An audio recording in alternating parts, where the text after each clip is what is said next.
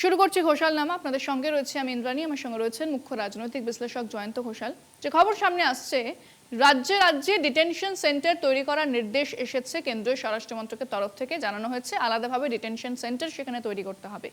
এই নির্দেশ আসার পরে বিরোধীরা মাঠে নেমেছে যে তাহলে কি এনআরসি করার প্রস্তুতি নিচ্ছে কেন্দ্রীয় সরকার, সেই প্রশ্ন সামনে আসছে। আমি জয়ন্তর কাছে যাবো। জয়ন্ত, তাহলে এই বিষয়টাকে কিভাবে ব্যাখ্যা করা হবে? কারণ আলাদাভাবে বিভিন্ন রাজ্যে ডিটেনশন সেন্টার তৈরির নির্দেশ দিচ্ছে কেন্দ্র। ইন্দ্রাণী, অনুপ্রবেশটা কিন্তু বিজেপির একটা খুব পুরনো ইস্যু এবং এটা একটা দলীয় কর্মসূচি। আমার লালকৃষ্ণ আডবাণী যখন স্বরাষ্ট্রমন্ত্রী তখন অনুপ্রবেশ নিয়ে সাংঘাতিক সোচ্চার ছিলেন। বুদ্ধদেব ভট্টাচার্য মুখ্যমন্ত্রী, তার সাথে অনুপ্রবেশ নিয়ে বহুবার পশ্চিমবঙ্গের অনুপ্রবেশ নিয়ে কথা হয়। এখন বিজেপি কিন্তু সেই মতাদর্শটাকে এগিয়ে নিয়ে যাচ্ছে। এই যে অনুপ্রবেশ, এই অনুপ্রবেশটার জন্য এখন ডিটেনশন ক্যাম্প রাজ্যে রাজ্যে গড়া হবে।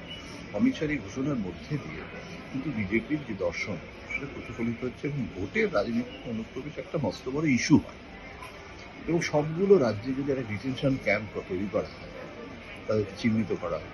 পশ্চিমবঙ্গ নির্বাচনের সময় ডিটেনশন ক্যাম্প যদি তৈরি হয়, একটা সংঘাতের পরিবেশ তৈরি হবে, সেটা ভোটের সময় বিজেপি তার ফায়দা নিতে চাইবে। মমতাও তার ফায়দা নেবে না তা নয়, মমতাও সেটাকে প্রবেশকারীদের ধরা হচ্ছে, গ্রেপ্তার করা হচ্ছে। অসমেরও নির্বাচন আসছে, অসমের পশ্চিমবঙ্গ একই সময়, সেখানেও তো অনুপ্রবেশ বড় ইস্যু।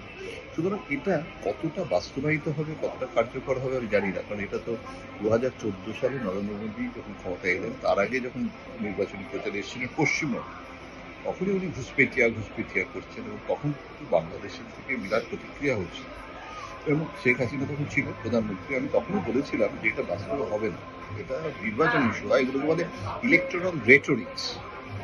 বাস্তবে হয়নি। তারা তো আসামে সব থেকে বেশি হওয়ার কথা ছিল এবং ভারত এবং বাংলাদেশের সীমান্ত সব থেকে বড় কোথায়? পশ্চিমবঙ্গ এবং অসম। এখন এই অসম পশ্চিমবঙ্গে সব থেকে বেশি, উত্তর পূর্বাঞ্চলে সব থেকে বেশি, সেখানে কিন্তু বাস্তবায়িত হয়নি এবং বড় হাসিনার চাপে মোদির উপর চাপ আসে এবং কিছুটা পিছিয়ে আসে মানে অসমের রাজ্য সরকার। এখনো সেই আবার এই প্রক্রিয়াটা চলছে, কতটা বাস্তবায়িত জানি না। এখন বাস্তবায়িত করতে গেলেও তার অনেক রকমের নিয়ম কানুন আছে, কতটা বাস্তবায়িত করা যাবে। কিন্তু প্রচারের ইস্যু হিসেবে তো সেটা হতেই পারে, প্রচারের ইস্যু হিসেবে এটাকে একটু বড় ইস্যু তো করা যেতেই পারে না।